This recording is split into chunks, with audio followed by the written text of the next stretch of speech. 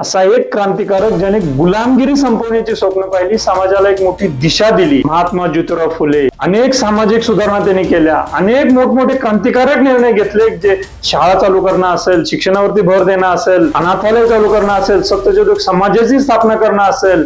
याबरोबरच मित्रांनो, तुम्हाला माहित आहे ते एक यशस्वी उद्योजक देखील होते.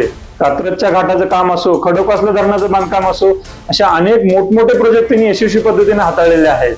ते वैयक्तिक आयुष्यात प्रचंड आर्थिक स्वावलंबी होते आणि हीच त्यांची उद्योजकता, हेच त्यांचे विचार आज आपल्याला कृती करणं गरजेचं आहे. सामाजिक स्तरावरील त्यांचे विचार तर अतिशय प्रेरणादायी आहेतच आहेत, पण उद्योजकतेचे धडे त्यांच्याकडून आज आपण गिरवले पाहिजेत. अनेकांची तक्रार असते की जॉब करत असताना वेळ भेटत नाहीये म्हणून ते कोणता व्यवसाय करत नाहीयेत.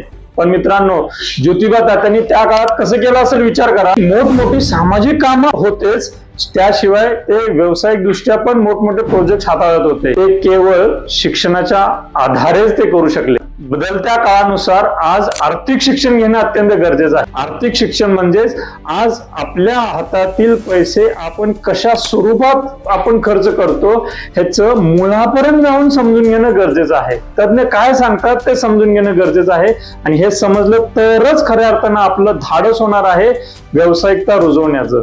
आज त्यांच्या जयंतीनिमित्त या महामानवांचे विचार आपण कृतीमध्ये आणत असताना त्यांची व्यावसायिक बाजू समजून घेऊन आपण दमदार व्यवसाय करणं गरजेचं आहे असं मला वाटतं. हीच खऱ्या अर्थानं त्यांना दिलेली मानवंदना ठरेल.